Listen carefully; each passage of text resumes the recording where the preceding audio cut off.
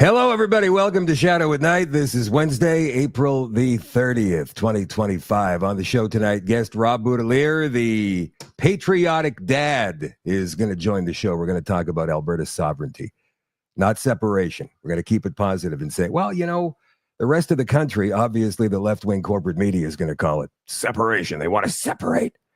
But we call it sovereignty. Albertans, many Albertans, are looking for a new deal. And the only way they can find that new deal, it seems, is from within. So this is going to be a very interesting discussion tonight. Also, there's a couple of races in the federal election that are still undecided. At least 3 of them will be going to judicial recounts.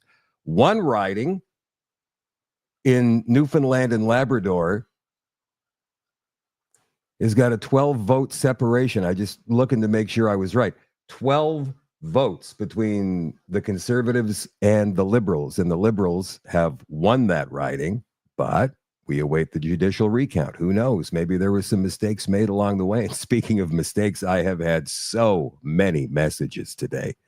People sharing videos and stories about probable election rigging, cheating, polls, boxes of votes being taken home by people and then brought back, not sealed, to the elections office.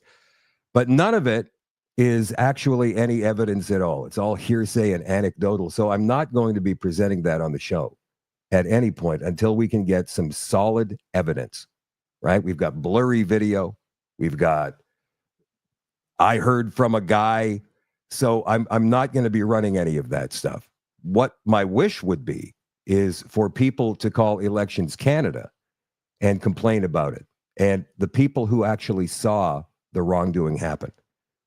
Now, I know that there's at least 3 people that I've spoken to today who have lodged complaints with Elections Canada for possible ballot rigging. I don't know if it's going to go anywhere. If it does, you guys will be the first to hear right here on the show, which is brought to you, as always, by CanadaNanoSilver.com. Amazing. It has several natural health benefits, and it's been used for hundreds of years for health and healing. That's the main reason they made silverware from silver. But seriously, this nano silver from Silverceuticals is the best and safest silver you can find. There are hundreds of studies and reports on it. I've read some of the studies myself, and it's mind-blowing. One of the things that sets Silverceuticals apart is that it washes out of your body in 24 hours. No silver buildup and no turning blue. And it won't even harm the good bacteria your body needs. It's so effective they can use very small concentrations of silver, like 10 and 32 parts per million, and still outperform other silvers that have up to 3,000 parts per million. It's safer and more effective at the same time. It is an incredibly small particle that is small enough to work through your body, but big enough not to fall out of suspension. They infuse it into almost all of their products. It works in facial serums, toothpaste, gels, and even gummies that work to help your immune system.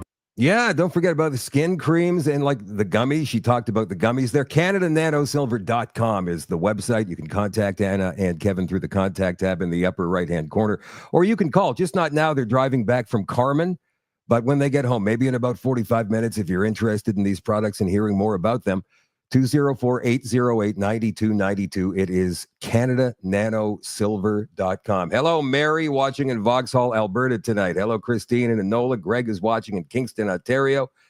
I can't believe you guys reelected Garrettson. I know it's not your fault, but come on, man. Wanda is watching tonight. Regina, Frank, Deborah, Shelley, Sovereignty. A lot of people are very interested in Alberta's sovereignty, and it's not just Albertans either. Hello, you guys, wherever you're watching, whatever platform you're watching on, Rumble, Diane, and Goshi, and Smith, Trent, KW, and Trifa, Proton Mail. Like and share. Don't forget to get this out to as many people as you possibly can. All right, let me throw this up on the screen real quick because I was telling you about it. Terra Nova, the Peninsula's Newfoundland and Labrador, 12 votes in Canada's tightest race. Anthony Germain held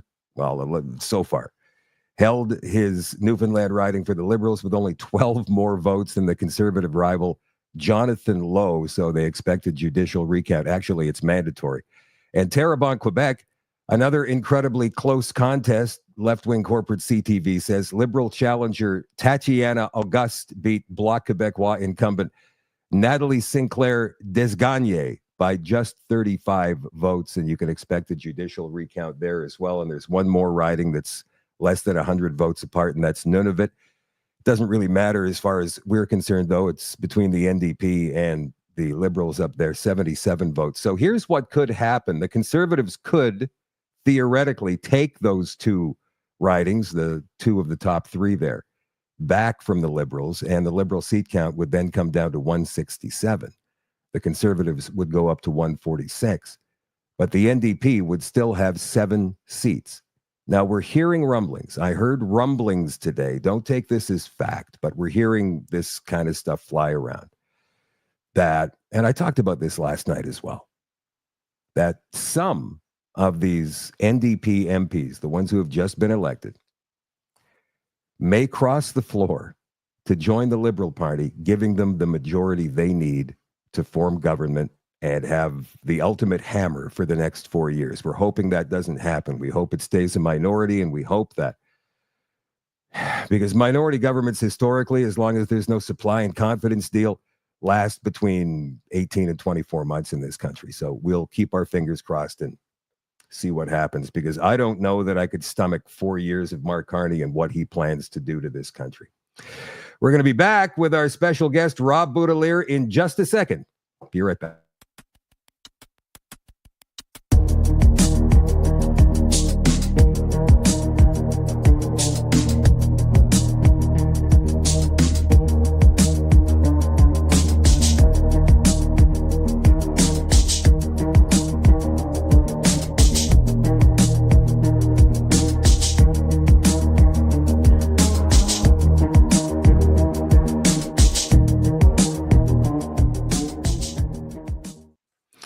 Hey, buddy. I can't, you're muted. You got to turn your mute off. There we go. How's that? That's better. How you doing, my friend? I'm good, man. Nice to have you back on the show. Congratulations on getting your kids full-time now. That's great news. Good to hear that. We're having a blast. I'll bet. So look, I'm going to play 30 seconds of the Danielle Smith press conference from yesterday. when she talks about Bill 54 and reducing the threshold for signatures needed and the time it can take any particular citizen to go ahead and get a petition signed that could be listened to, could be heard in the Alberta legislature. Here she is. Are expanding opportunities for Albertans to be involved in direct democracy by making changes to the threshold needed for successful citizens' initiatives. The signature collection time for citizens' initiatives will be extended from 90 days to 120 days. We are also improving the process by setting the threshold to be 10% of the number of eligible voters who participated in the last general election, as opposed to being either 10 or 20% of total registered voters. And also, the threshold is now 120 days to get those signatures as opposed to the previous 90. Now, the old law is still in place. This is only a bill. It has not yet been passed. Were you excited when you heard this yesterday? I was very, and Danielle Smith is doing the smart thing here. I saw the media framing her announcement as her not supporting the idea of a referendum or of secession. Well, she said that this morning. So just to be clear and to make sure that everybody is updated on this, she said this morning that the government of Alberta would not initiate any sort of separation, but she said she would never stand in the way of a citizen or a group of citizens that wanted to. So bingo. Yeah, so you guys know. Yeah, I thought that was perfect. And she's a very intelligent politician. The way this woman makes decisions and makes moves, she makes sure that it's very defensible. So if she were to stand up and say, we are doing this, she would get nothing but blowback. But she's going to get behind the populace and make the decisions that the populace wants her to make. And she's demonstrated that. I was iffy at first, but I absolutely adore Danielle Smith at this point in time. And I don't say that about a lot of politicians, but she's just demonstrated integrity. And time again, she's had really hard conversations and said really hard things for any other politician I've ever seen to say. And she's just behind us, man. It's great. Do you feel like, because, I talk to a lot of people from Alberta, obviously, like all across the country, but a lot from Alberta. It seems disproportionate for this show. I don't know why, but people say, Danielle Smith, I was just so happy with her last week. And then she went and hired that leftist doctor to be the chief medical officer just a few days ago. And people were outraged about that because this guy was pushing the vaccines. He was pushing the masks. And, why would she do something like that? Or maybe she didn't even know it. Maybe somebody else did it. I don't know. And the thing is, too, I don't know at her level how much nuance there is with these things. I mean, at our level, there's a lot of conversation. A lot of people have different perspectives, and a lot of people form very strong perspectives. And there's many branches that information takes. But at her level, I don't know if it's that nuanced. She might just have somebody that she felt was capable and competent. At the end of the day, these guys, they're going to do some things we don't like, right? I'm getting to the point now, like I was behind the PPC heavily in past years. I jumped behind the Conservatives this time because they weren't losing because they were poorly performing. They were losing because a dirty game was being played. And we saw that in the election. Yeah. We saw a huge turnout for the Conservatives. And almost every seat that won the Liberals, correct me if I'm wrong, Shadow, it was a seat that was flipped over from NDP. And the Greens did a bunch of funky stuff as well to diminish the competition in some of the ridings that they were in as well. Yeah. So there were so many. It's brilliant. I mean, it's a brilliant strategy that they've deployed here. They really, really, really deployed a winning strategy to take the election. But there were so many dirty games that I was like, wow, like these guys are to the point, they're probably at about 70% where I'd want my government to be on most things.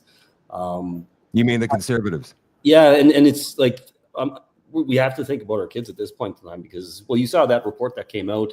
Was it by 2040? They were stating that a lot of Canadians are going to be illegally hunting for food because everything's going foraging. To be. I think the word they used was foraging on crown lands and on crown waterways. And the thing is, that gets released. Okay. Yeah. Our own government that's doing this to us releases that, and people still vote for them, knowing that that's the path that they intend to keep us moving down, right? It's just it's interesting. I had this same conversation with Anita Krishna last night, and we were wondering about low information voters because, you see man on the street interviews, Wright Bland and Chris Dacey, those guys, they go out in the street and they do a lot of that stuff. And there's a lot of great independent media that goes on the street in their own cities and do that as well. And, you know, they speak to anybody. It doesn't matter if it's a conservative or a liberal. And so you see them talking to these liberal people. And one woman, I recall, she said something like, well, you know, he already knows everybody over in the EU, so that must be a good thing, right? God. And that's the reason they're voting for him. Or he's a banker. He saved us in the financial crisis of 2008. He didn't, but that's what they think. And they don't dig very deep. And I think that's one of the problems with Canadians, aside from the fact that the left-wing corporate media is so skewed left. There is no opposite side unless you go online and you watch shows like this one, or you follow pages like yours. And I don't think many people as should do that. I think the biggest problem we have is it's not low information voters. There's not enough restrictions on voting, in my opinion. You should not be a net taker and be able to vote yourself more stuff in this country. That's a big no-no. That's poor motivation. And automatically you're going to form a bias towards the party that gives you the most of what you want then. And you're going to form simple opinions. You're going to read the surface because not only is there no skin in the game for you that way, but there's skin in the game for you if you lose the things that you've obtained. You know, we talk about, and there's a lot of severely low information people. I started stepping into a little bit of a debate sphere here, just dipping my toes in and everything. And I got in a little bit, a couple nights, and it was like, these people know nothing. They're talking about, they'll make assertions like Carney is the right person for Canada, and it's like, okay, well, give me some reasons why. Well, it's just he's a businessman. Well, no, give me some material reasons why. Like, and I'd ask him, do you know what what the size of the Canadian economy is? Do you know how much debt we're accumulating? Do you know how much debt we're projected to accumulate? Do you know how much debt's been, like, these people have no answers to any of these questions. And if you truly understand the path that Canada is currently on, if you truly understand it, there's no way you can vote that party back in. There's absolutely no way that is a good idea in your mind. So I think too many people have access to voting, and it's probably like everybody thinks democracy is good. No, it's not. You need severely restricted voting rights. The people who earn, the people who produce, and the people who have the most skin in the game in the country should be the ones that are permitted to vote. You know what? That's a great idea, but what kinds of tests should be required for people to be able to vote? I mean, you know, it got to the point where, and I think in this last election, 70% of people came out to vote. Yay. Usually it's about 62 or 63%, right? And so the problem is getting people to come out and vote, because the left-wing corporate media always paints it as such a chore. Oh, Canadians don't want to have to go back to the polls. In the meantime, the Americans are going every 6 months, it seems like. Federally, state, municipally, they're always going to vote for somebody, even dog catcher down there, right? Yeah. So what kinds of things could we do? Like, make somebody take a test, make somebody show what their income somehow, like, so they're not net takers before they're allowed to make their X? Well, I mean, we have access to everybody's tax data and information. Everybody's stuff is out there to determine whether or not they're producing or taking. Right. Yeah. So I mean, they're if they can calculate, you know, 30-ish million people's working, or I don't know how many people work in Canada, but if they can calculate down to the very penny how much they owe in income tax for every single person, I'm pretty sure there's a system that could be designed here that would measure how much of a net contributor somebody is within the country. And it's not just that, Shadow. It's, you know, you look at accumulated assets. You look at where somebody's gotten to in life, and that's a good test of their savviness, I guess I would say, their decision-making capabilities. I don't think you should be able to vote at 18. I don't think you know anything at 18. I think you're still practicing talking at 18. Yeah, they're talking about lowering the voting age, or, you know, that's a pipe dream, I think. But I think they 100%. Should raise it. I've been saying they should raise it to 25, right? Yeah. Because even at 25 these days, you may not know what it's like to live in the real world, because you're still living in your parents' basement because you can't afford an apartment. And you haven't had enough life experience to understand both perspectives. I like to say everybody's liberal when they're young, and as they gain intelligence, they become more conservative. Yeah. And you need to allow people to learn those lessons and come through those cycles. I mean, you could make a few tweaks and probably really improve the quality of voters in Canada. I want to ask you, you were involved for a while with the Alberta Prosperity Project, right? Yep. For how long was that? And what were you doing with them? It was a few months. I did so in my region here, I was part of the group that was pushing the Alberta Prosperity Project, but in Fort McMurray, you're preaching to the choir, right? I mean, it's not a hard sell in this city, I'll tell you that. This is probably, I would have to guess Fort McMurray is one of, if not the most conservative cities in all of Canada. And so I was working with the group. A lot of the time I spent getting to know some of the players, getting to know some of the folks, getting to know their program as much as I possibly could, and helping them promote it a bit. I got to speak with a few of the leaders there. I'm very impressed by Dennis Modry. I think he's done a tremendous amount of work. He's built a very clear strategy and path. They've put so much effort into all of the supporting things we would need to actually do that, so that somebody like Danielle Smith can come in and get behind it, and we're hitting the ground running, right? Yeah. So it's a really good group of people with really good intentions. At the time I was working with them, I was really strapped for time. Again, full-time single parent, full-time job, professional career, lots of stuff on my plate. And I was looking at kind of taking the chair position for this region here and supporting that one, but I just didn't have the time to do it, right? So what other great, now the reason I ask this is because I'd been hearing, and I put on one of the old school Alberta separatists last night. He left a message. I'm forgetting his name here. But he's like 80 now. Gordon Kessler is his name. Okay. And he left a 13-minute message immediately after the election on Monday night. Yeah. And I thought, okay, I'm going to listen to this guy because it's almost like listening to Yoda.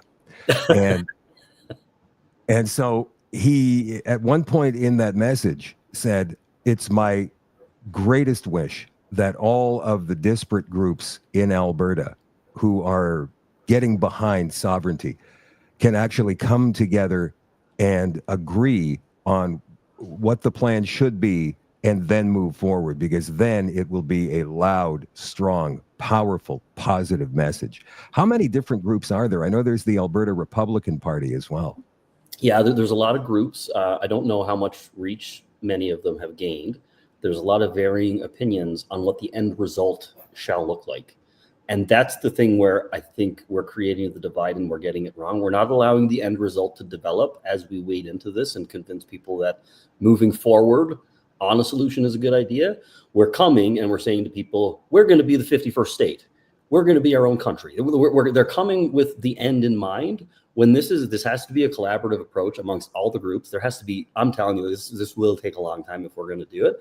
There has to be a lot of conversations, and gradually we do have to form that vision of what an independent Alberta looks like.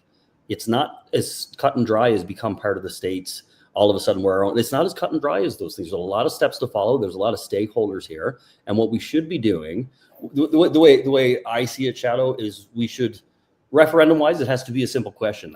That question has to be very carefully considered how it's asked. In my mind, if I was to imagine the type of question it should be, are you in agreement with an escalating series of measures up to and including separation to form the proper relationship with the Confederation that we need to be prosperous and successful in this province? Well, that seems pretty blurry to me, though, because it could be as something as simple as getting a better deal from the federal government, or something as extreme as leaving, right? So, I don't think that a question would pass the Clarity Act. Probably got to be a little more specific. I don't think it would, but the strategy does need to contain escalating measures. You're not going to go from 0 to 1,000 here. And what Alberta needs to do, all of this is we just have to get the cards in our hand, because right now we can't do anything, and the rest of the takers, they laugh in our faces. They actually mock us for being upset about the way we're being treated by Canada right now. They're openly mocking us while they suck the life out of us. You mean those in Alberta or just everywhere in the country? Everywhere in the country. There's lots of good people who support Alberta in the country, but I'll tell you right now, 57-ish. What percent of the vote went to not conservatives? 58. 58% went to not conservatives. So that's 58% of people who fully support the platform that the Liberals have put forward that will end in the destruction of Alberta and Canada being thrust into poverty. And everybody's forgetting the destruction of our children's futures here. If we're going to be foraging for food by 2040, well, our kids are going to be doing the foraging because we're going to be old as hell, and they're going to be trying to help us get fed, basically, right? And this is the argument I get into with people, why it's like, if you don't have kids, you should not be allowed to vote. And there's something happened here. We used to, I forget what that phrase is. It's about planting the tree so future generations can enjoy its shade. That just completely left us. There's no honor in a lot of the older generations in Canada here right now. They're not thinking about our children, right? When you look at the trajectory we're on, there is no future. There is no hope for our children to own homes. $10 daycare is a great example. Everybody's cheering on, oh, they're helping parents because they're giving $10 daycare. Who's going to pay the bill? We're spending deficit money to pay for the daycare. Not to mention, you can't even get it for 4 or 5 years. Your kids are already grown. They don't need daycare. And even at that, the kids in daycare, the kids that are going to receive the daycare are the ones that are going to be paying the bill for their own daycare through future tax increases, or they'll just keep accumulating deficit and throwing money in the garbage to maintain debt. That's where it's going to go. That dental care, everybody's advocating for this dental care that the NDP put forward. How much teeth do my children need to pay for? Like, what's the threshold here, right? Because the people receiving it aren't paying for it. The people who are earning right now are not paying for it. That cost is thrust on the shoulders of every program we're spending money on that we can't afford. We are thrusting the cost of that program onto the shoulders of our children, their children, and their children's children. And it sounds to me like, I'm sorry to interrupt you. It sounds to me like, you're not at all in agreement with anything that the Liberals have put forward. Neither am I. Neither is probably the entire audience here. I don't think there's one thing that you could, they copied a lot of Poilievre's promises as well, and platform planks. I don't think they're ever going to come through on those. There's not going to be any east-west energy corridor under Mark Carney. He wants to leave all of our resources in the ground. But would you be satisfied? Because as you pointed out just a couple of minutes ago, with an escalating question, right? Would you be interested in a better deal with the federal government if it included this, this, and this, as far as sovereignty separating from the country? Would you be satisfied with something in the middle? And that's the thing, is I can't right now say what the end solution looks like, because right now we're in a spot where the other side is severe. Like, there's no middle ground where we're at here. We need a lot to really get to where we want to be. And the other side is not only giving us nothing, but they're telling us we should shut up because we have it really good. Right? So if that's where they're at, I don't see how we're going to get to the middle. We're going to get maybe some small wins. Yeah. But ultimately, like 75% of what we need and want is probably not going to be there. If the middle was, yes, we're going to open up the floodgates and allow Alberta to prosper and get out of the way, and maybe a lot of the same things stay in place. I'd have to see what that looks like.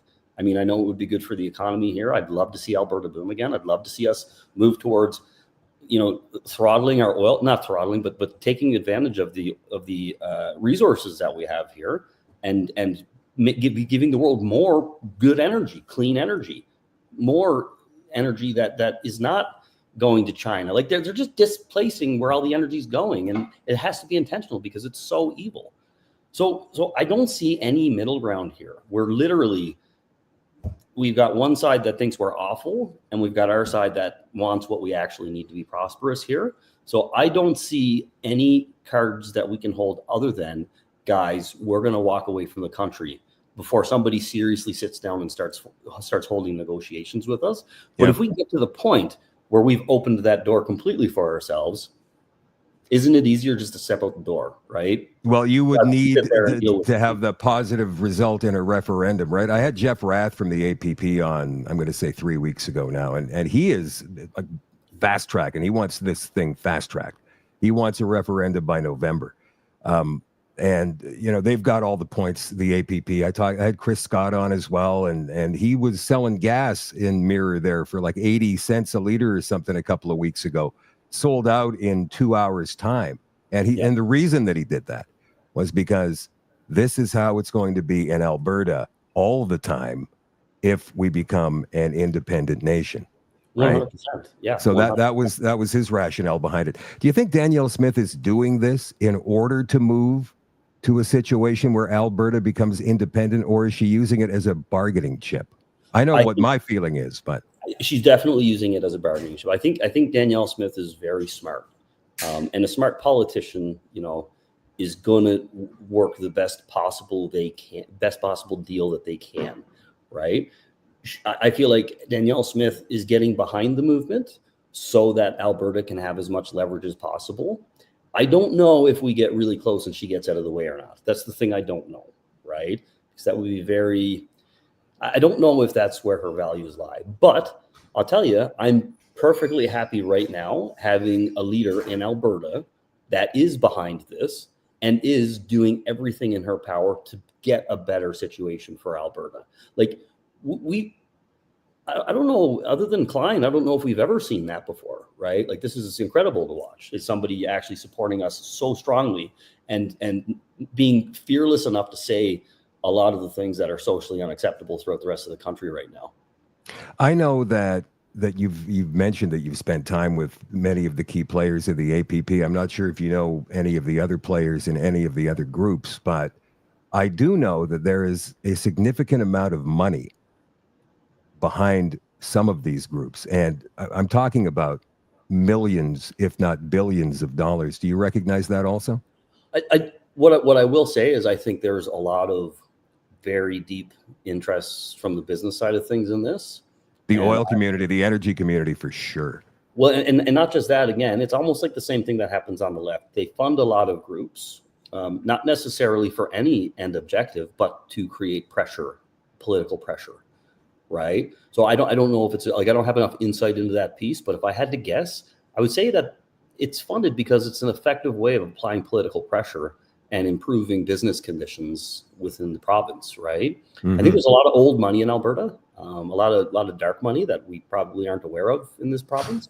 I think a lot of that's going to it. I think there's a lot of very wealthy people who are very hardcore old Albertans that make large contributions to these groups as well. So Shadow, logically, I have no doubt that there's money behind this. Right? You know what? It's I think Alberta is hilarious. Like, when you're in my neck of the woods, when you've run into a millionaire because they'll show you, right? Hey, look at my watch. It's amazing, isn't it? In Alberta, why does your truck have a 24-inch lift, man? That's crazy. In Alberta, you go to Alberta and you see some dude wearing a cowboy hat, denim shirt, big old belt buckle, steps out of an F-150. And you'd think, oh, who is this guy? Some farmhand. No, he's worth about $10 million. Yep. Oh, 100%, man. 100%. It's crazy. Well, we see it in the city. The city's amazing. There's people who've spent almost their entire life building a business, and then they flip it for $20 million, man. And it's that's what drives me crazy about this is the opportunity within the province of Alberta. There's nothing to be gained by throttling Alberta's energy sector. Nothing. There's literally less than zero to be gained here.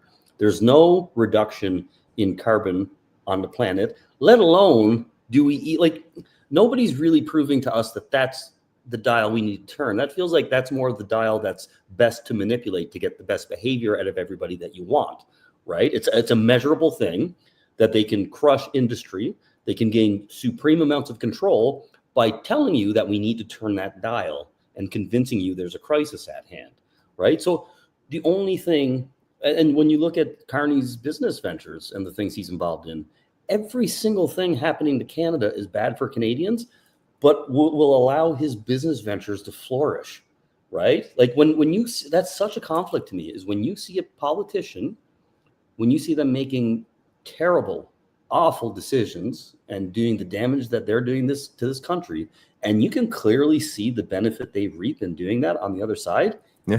It blows my mind how blind the voters are in Canada. That's why. No, it blows my mind how blind the left-wing corporate media. I mean, like, they didn't go after Carney hardly at all for this blind trust that he put all of his investments in, right? Like, one day, maybe 2 days, they should still be on him about it. And they seem to have forgotten about it. They never mentioned, it took the Conservative Party to mention that, oh, by the way, Brookfield, when Carney was the CEO, He went over to China, got a $250 million loan from the PRC that is still owing. So, tell me that's not a conflict. China owns you. Yeah. Do you think that as prime minister, he's going to capitulate to what they want? The Chinese ambassador to Canada last week made a proposal to Canadians. And the proposal was, let's team up so that we can fight the bullying of Donald Trump. Well, and that's the other thing is now they're talking about branching away from the, and actually they're demonizing the states. And it's like, guys, that's not only the biggest consumer economy on the planet, they're right beside us. They buy a lot. Like, all of these decisions are exceptionally harmful. Like, the people who are like, oh, cheering it on, oh yeah, we're putting tariffs on the states, and like I was really criticizing that, and people were like, well, what are we supposed to do? It's like, I don't know, maybe something that works. Nothing. That's a $38 trillion a company. Do you think a couple $100 billion in tariffs is going to make any significant difference in how that country feels? No, it's not even a they have the power to mosquito. crush us, right? Yeah, like they do. And how can people not understand that? Well, we're going to do reciprocal tariffs. You know, the only countries that fought back against these tariffs that Trump has put up were China and Canada. Yep. The only two. Yep. The only two. Let's get back to Alberta and the sovereignty question. So here we are 2 days after the election. Is there any movement that you've seen yet? Is there anybody campaigning? Are you seeing any billboards, anything at all? Or you think people are still in meeting mode right now? It's not. So from the grassroots level, like, so I'm not going to disclose it, but in my career, I travel throughout this region, very far distance, hours in either direction. And the conversations being had between everybody in my community, the people I'm meeting with throughout these other regions, is about separation. A lot of it is the 51st state talk and stuff like that. Like, there's a lot of really angry people. And the thing is that we tried to play nice for everybody's seen this. We tried to play nice for a very long time. It's very hard not to see the liberal, and I'm not even trying to demonize anybody here.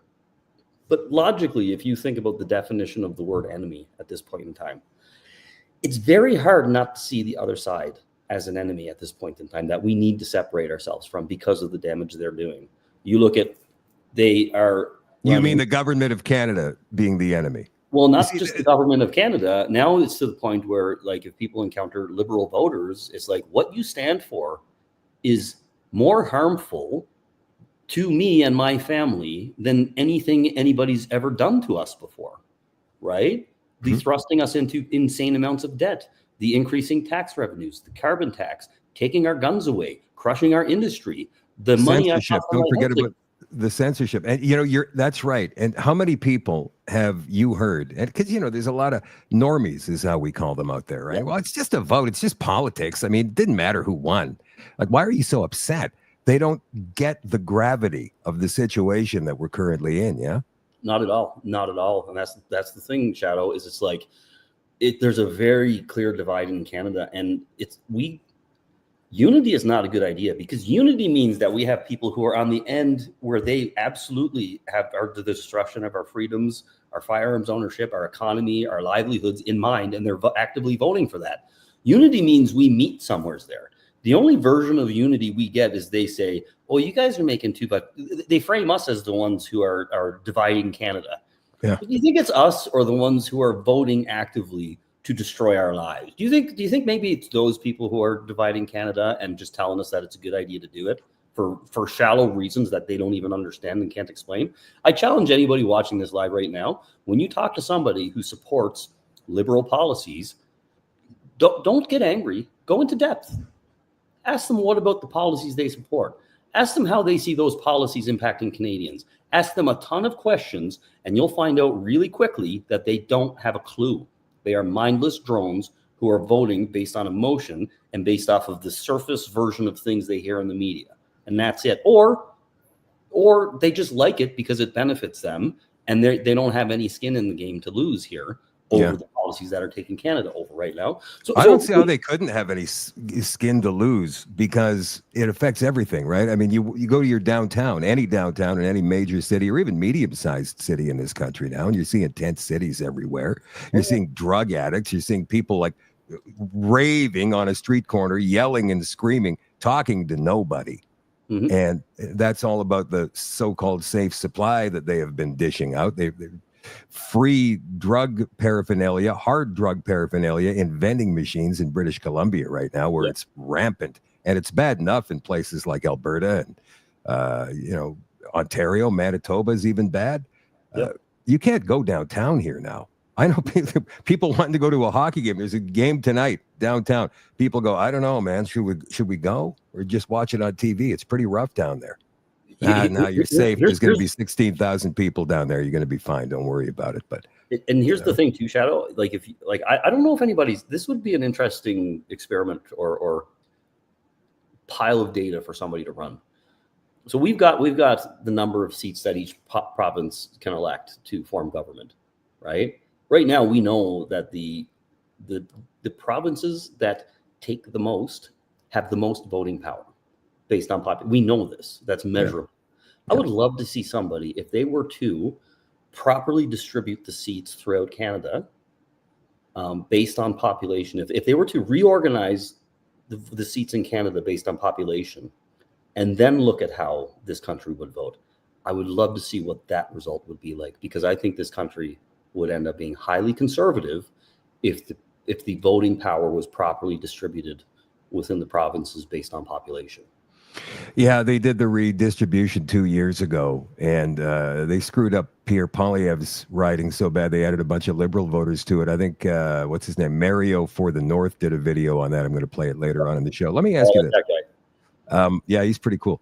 Let me ask you, if this does happen, do you see a mass influx of people from the rest of the country moving? I mean, Alberta's always been a hot spot in Canada. There's people there from all over. I lived in Calgary for 4 years, and I could tell you that nobody was from there. It was, I'm from Saskatchewan, I'm from Newfoundland, I'm from Nova Scotia, Manitoba, BC. It was just everywhere. But do you see that happening like en masse all at once if this is to happen? And conversely, do you see people like, the lefties move it out because they're scared now? They're so outnumbered. So I think what would happen is we'd go through a dark period, kind of similar to what the States is seeing right now. So there's going to be some struggles if we were to do that. I mean, and I can't even imagine the struggles, but I'm under no illusion that this is an easy or an immediately beneficial thing to do. This is going to be some suffering. This is going to be some struggling. There's going to be some disruptions in a lot of things for us to do this. And I see the rest of the country mocking us while we go through that, if this were to happen, right? They're going to laugh and they're going to say exactly what they're doing in the States. See, we told you this was a bad idea. Now, fast forward a few years, once everything's done and everything's been renegotiated and all of our access to Tidewater and everything we need has been put in place, moving forward, I see a massive influx of people. A, because we're going to need them, because we can turn the taps on in their industry and we're going to be drawing workers from everywhere to do that.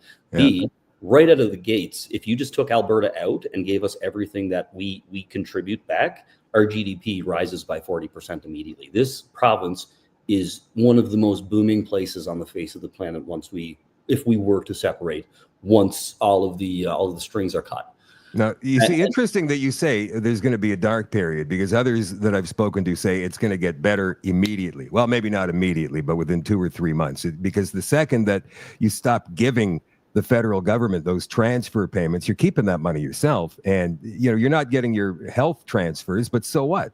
Because that's much less than the federal transfer payment that you're giving the federal government. So you're already winning, right? Now I agree that logically that may be how it goes, but both you and I know how devious and how creative and how tactical these anti-conservative groups can be. And this would be the most consequential thing to ever happen to Alberta. So you think about the interest in disrupting this process and the interest in not allowing this to happen. You think about the lawfare that will be waged against Alberta, disrupting the companies that are within Alberta and are ties to anything throughout the rest of Canada. You think about the political pressure on anybody supporting Alberta's industry to cut off ties to supporting Alberta's industry because of what we're proposing and what we want to do. That's why I think we would go through the dark and painful period. I think on the surface, on paper, it looks clean, but once you add human nature, once you add political meddling into it. And it's the same thing I said about Trump when everybody was saying, "Oh, it's a conspiracy." Nobody was trying to kill him. He would be the person on the planet they would want to kill the most. If anybody was going to be assassinated on the planet, I would put all my money on Trump, right? And it's the same thing with Alberta. We're dealing with something that would be the most consequential thing that ever happened in modern history in Canada. That would have this would have a bigger negative impact on Canada than another 10 years of the Liberals if Alberta were to move out of here. So the interests in disrupting that process, that's where I think it would get dark for us, because we would have to re-engineer all of these relationships. We would likely have to shift a lot of our dependence from what we do depend on within Canada and the handshake agreements that we have throughout Canada. We would have to find other ways to do things because we wouldn't have the support, right? That's interesting. I don't quite see it like that. I see it as a fairly immediate thing because the law is clear. You know, you have to, if the province decides, and this is the thing, right? You get 50.1% of the vote. It goes right to the House of Commons, and they have to approve it according to law. So the Clarity Act doesn't say 51% or 50.1%. It says a clear majority. And then it goes for litigation to determine whether or not a clear majority has been obtained for this to happen, right? That's the part where it's like there's a lot of weasel. So you mean to say that these people could say, well, 50.1 is not a clear majority. It needs to be 60, just to be clear. Well, once it hits the House and, you know, they're making a determination whether we've met the intent of a clear majority. And let's be clear about this. There is no federal party, not even the Conservatives, who would support anything like this. So they would all be voting against it if they possibly could. But this would be more of a litigation thing, wouldn't it? It would definitely hit the Supreme Court, for sure. There would have to be a decision. But again, we're so liberalized in this country. Like, we still have to jump through hoops, right? I was listening to something from the Alberta Prosperity Project. There was a gentleman named Tanner. He does really good commentary. I've listened to a lot of this. Was from a few years ago. They were talking about the Clarity Act and some of the challenges within the Clarity Act. And that was one point they brought up, was the clear majority piece, right? And that being the issue. But the one thing they did say is the Clarity Act cannot be interpreted as a means to create obstacles for succession, right? Right. So once the Clarity Act is being interpreted as being used to create obstacles versus to provide a path to succession, right? That's the area where if you can actually, and from what I gathered, if you can demonstrate the intent to obstruct versus the intent to allow a province to follow because that's the Clarity Act is to clarify what that process looks like, right? And I just found it strange that clear majority piece was weird to me because, and again, I'm going to attribute it to what I was listening to with Tanner and a couple of gentlemen speaking. They said, you know, the 50.1% doesn't work because then if 2 weeks later somebody launches another referendum and there's a few people who have been who've been burnt by the previous decision, and that next referendum flips over to 50.1% because you're just in that small zone, right? Then they don't want that to happen either, which is logical. I mean, you wouldn't want to see that, right? That's interesting. So you could say, though, 51%, because that's still thousands of votes. I mean, it's almost like we're talking about at the beginning of the show tonight, those 2 or 3 ridings that are separated by 12 votes or 25 votes. Or that's one thing. But we're talking about, 1% of the people in Alberta who have been voting. And I would imagine that the voter turnout for a referendum like that would be more than 70%. I'm thinking 90, probably. So it would be thousands of votes in 1%, right?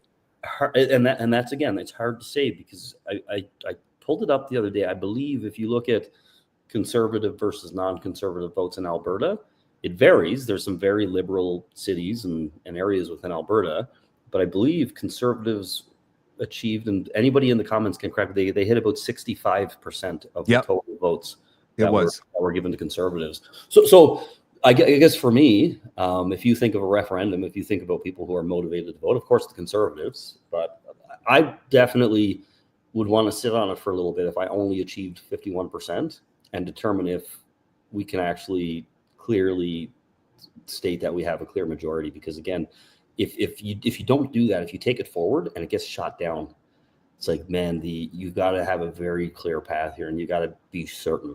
Because if we do all this work and then it gets shot down, not only is the morale in Alberta going to be absolutely destroyed, people are going to be hesitant to even want to pursue this again. It's almost like the gun. There was a case regarding firearms and it being like right of security of the person, right? Yep. Life, liberty, and security of the person. There was a gentleman that took that to the court, and he kind of screwed everybody over because he forced the court to rule on firearms ownership being part of your right to life, liberty, and security of the person. And the courts didn't agree with him. He didn't actually build a good case for it. So that ruling is just in the books now, as it's Precedent. not part of your life. And you almost want it to just not be said until you can form a proper defense for that, right? Mm-hmm. Well, so look at, I mean, already the left-wing corporate media, as of today, this came from CTV today, and they talked to a couple of people who represent a couple of the independence groups in Alberta, the guy from the Republican Party of Alberta, Cameron Davies. They talked to, or tried to talk to a couple of from the APP, but what happened at the end was they got some university academic. Oh, the chances of Alberta separating is incredibly low. There's no reason to worry. Poo-poo. It was a poo-poo thing. And they're going to be doing this over and over and over and over again. Do you think that's a good thing for the separation movement or a bad thing for the separation movement? I don't think it's a good thing. I think it's part of the strategy to prevent this from going through for sure. And what I keep seeing circulating is people who are sharing things that give you a million reasons why, even if we held a referendum, we'd never be able to achieve it. That's what you see. And there's some very clear explanations here, but I guess the point I'd like people to get is there's a way. Like, it's not going to be easy. So when somebody frames up this beautiful argument against or framing up how it's not going to happen for all these reasons, well, you've got to be very rational here. You've got to pick out this has to be highly planned and strategic.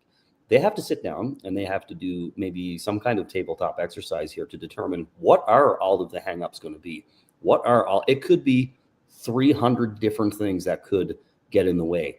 And they're going to have to come up with a phenomenal way of approaching those 300 things to make this go through. And this is going to have to be executed amazingly well.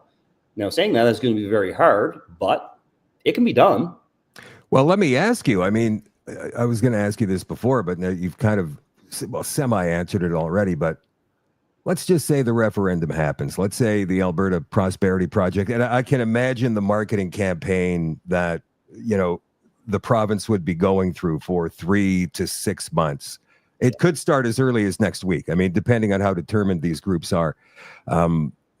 I know, like I said earlier, Jeff Rath from the APP wants a referendum by November. He wants it by the end of the year.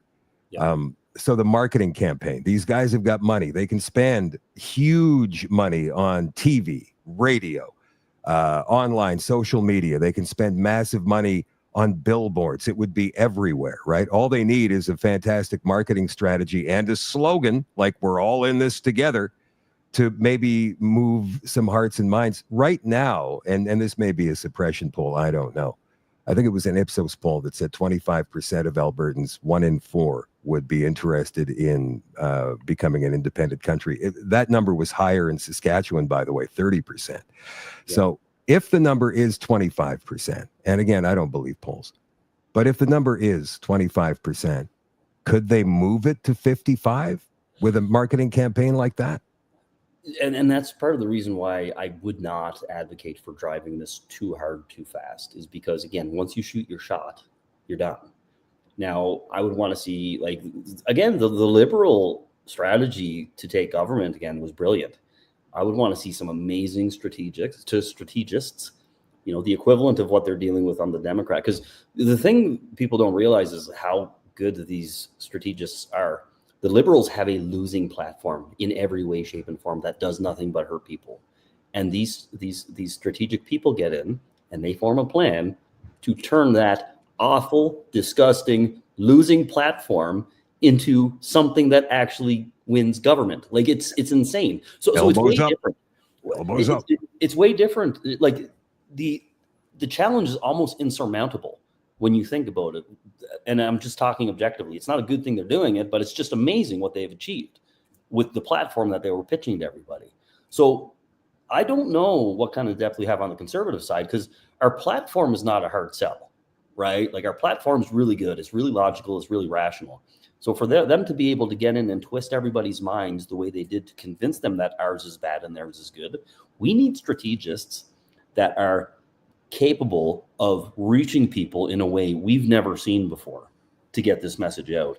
So I would want to make sure we've got a completely foolproof way of making sure we achieve the target. You know what you need? You need the marketing team from the COVID campaign. That's what I mean. You look at these awful things. It's like if they're good at one thing, these terrible people, if they're good at one thing, it's sure as hell fooling people and convincing people that terrible things are great. Yeah. So for me, I would want to see, like, what are we doing there? How are we going to approach that? We cannot underestimate what's required there to achieve this. The second piece, if we're saying 65% of Albertans voted Conservative, 35% did not.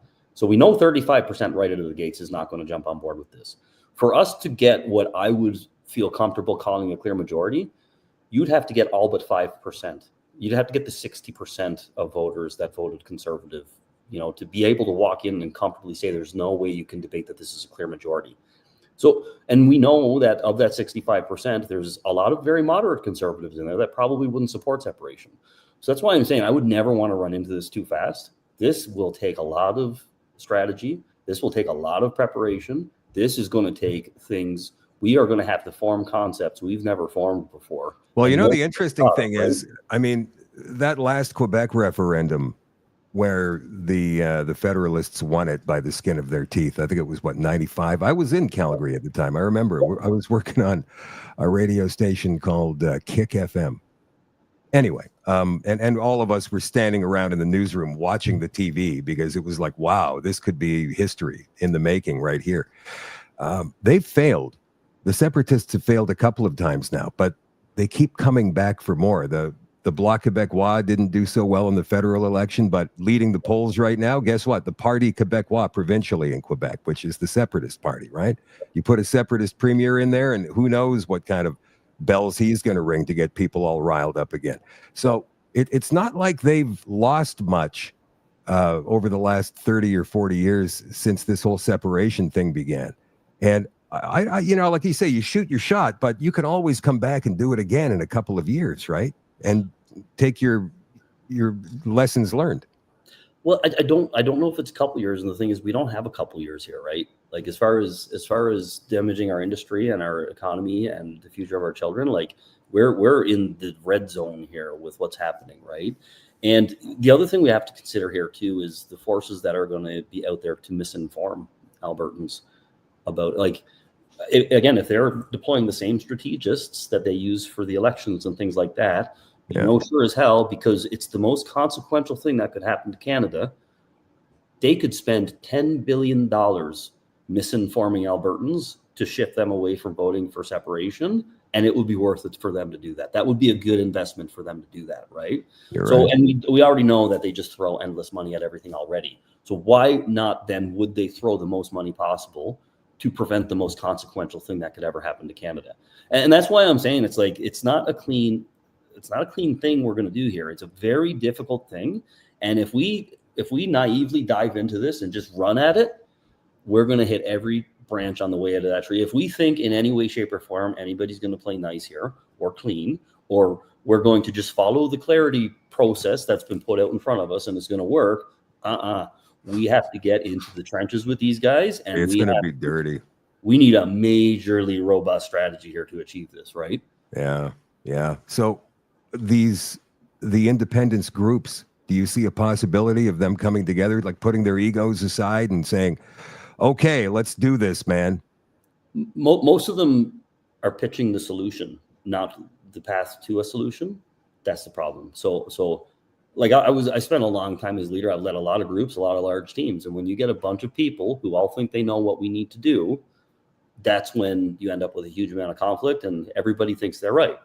For me, you get all the right players together, and together you form what right looks like and get agreement that way, right? And I just don't know I don't know the state of mind. Like I said, everybody thinks they know exactly what needs to happen to fix everything, but it's like, well, it's a lot. Simple things are a lot more complex than people think they are a lot of the time, right? I know you're connected to many of the people who are behind these groups. Do you think it would be possible for them to all have a meeting of the minds, get together like right in the middle in Red Deer or something, and just sit down and fix this?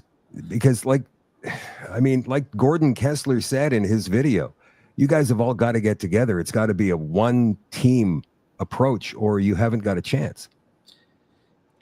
I don't think we do that, to be honest with you. I don't think that's possible. I don't think it's a good idea either, because often the more conversations you open up, the more problems you create for your cause, right? Like again, I was an investigation specialist for a very long time. I presented very high level investigations to senior leaders.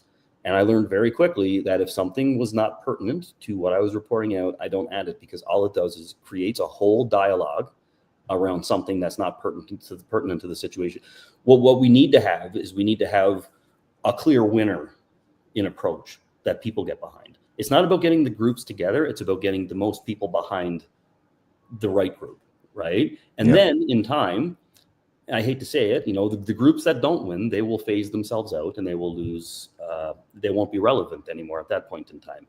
I think if you think, and these are very strong minded, I know lots of people who are very strong minded and they're very set in what they think needs to happen, and they have a very good argument as to why that is, and that argument can probably be articulated than my argument, better than my argument.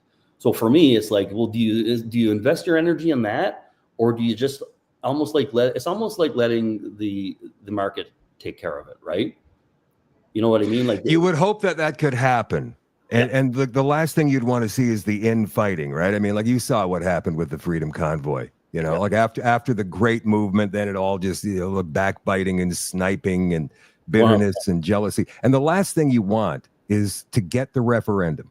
You get the signatures, you get, whatever you need. And now you submit that to the government. The government says, okay, I guess we're going to have a referendum on this. You create the question as clearly as possible, and then you wind up with 35%. Yep. Well, and again, like anybody who's led groups of people, you can have people who quietly work against you, and you'll never know they're doing it, and they completely throttle your ability to accomplish something, right? So again, where like if you try to join all these groups, like what's the intent of some of these people you're bringing in? And maybe you're opening, if you're not dealing with a tight knit group of people that you're familiar with and you've vetted really well, like you might be bringing in the enemy to subvert what you're trying to do. Even everybody needs to be cavity searched. Yeah, is there some way to cavity search their brain and figure out what's going on in there? Maybe that would be better, right? Okay, brother, time for a wrap up. Thanks for coming on tonight. And how many people have you got following you on social media now? Is it like 100,000? There's 87,000 on my Facebook page, and I'm almost at 70,000. So I do use TikTok, but I find TikTok's a good way to reach out to younger. I did take my TikTok down recently. I was getting into like some debate stuff with people, and I was getting flagged and flagged and flagged. So my approach when I start, if you guys see my social media come down sometimes, it's because I'm getting hit with notices. And my way to disrupt that is shut it down until all the people doing it calm down. Oh, I saw you get into an argument with somebody. You're always very nice. You're very, like, you don't swear or curse at people. I haven't seen that. I haven't seen it. But I mean, it seems like they're trying to antagonize you. They're trying to get under your skin so they can make you mad. But I think you do a pretty good job of holding that back. Well, I do. I try to remain logical, and I keep trying to attack. Okay, you need to like somebody thrust an insult at me. It was a very bad insult for that side of the. It was to do with sexuality. And I was like, of all people, right? And I just they were trying to berate me. Single dad with 3 kids, almost 1 teenager and 2 almost teenagers. Sexuality. Well, but my point was, hey, can you clarify what you meant by that statement? And they refused over and over again to tell me specifically what they meant, right? And it's like, well, if you can't own your words, how do you have any credibility in this conversation whatsoever, right? Of course not. No. Yeah. Those are the trolls, though, man. So you follow Rob Boutilier. You follow him on Facebook and Instagram too? You got a big Yeah, I'm on there? Instagram. I got Instagram is mostly my personal stuff, but it's open to everybody to see. Cool. Facebook is the big one, though? 87,000? Yeah. Cool, man. Rob Boutilier right there. You can see his name at the bottom of the screen. You guys go ahead and follow. Thanks, Rob, for coming on. Let's do this again, man. Oh, absolutely. Anytime. Okay, cool. We'll talk to you. Okay, guys. All right. So listen, you guys, for the all access tonight for the Nighthawks on shadowdavis.com in the extension. Have you guys ever heard of a young lady called Elizabeth April? I ran across a video of her being interviewed last night. Some guy called Sean Kelly. And then I found out about Sean Kelly. He's got a podcast. He's a young crypto guy. And it was such a fascinating interview. They started talking about remote viewing. And I went, yeah, I've heard of this. And she says she does it quite frequently. She can do it whenever she wants. And then recently she remote viewed herself right off the planet. This is kind of like separating your soul from your body and going for a flight someplace. So some people say it's real. I know Sean Ryan and an ex-CIA guy were talking about it a few months ago. So we're going to explore that tonight. And some of the things that she has to say, if we could all do this, we could fix everything tomorrow. I just wonder if it's real. You kind of hope and pray that it is. Maybe it is for some people. I don't know. We're gonna do that on the extension tonight on shadowdavis.com. You can go ahead and become an all access member anytime you want, really. If you want to do it tonight, that's awesome. So you can catch the show. It will only be available on shadowdavis.com tonight and not on Telegram. But we do our conversations on Telegram in the Shadow at Night community on Telegram, easy to find. And tomorrow night, we're going to be giving away another one of these beauties, another one of these mugs, or one of these hats, because I like the hat. None of the winners have picked the hat yet. They've all gone for the mug. So hopefully one of these nights we get a hat to give away, and we're doing it again tomorrow night. That's it for the show on social tonight, you guys. If you're not joining us on the website, I will catch you tomorrow night at 8 o'clock Central for another one. And if you are, I will see you in 2 minutes' time.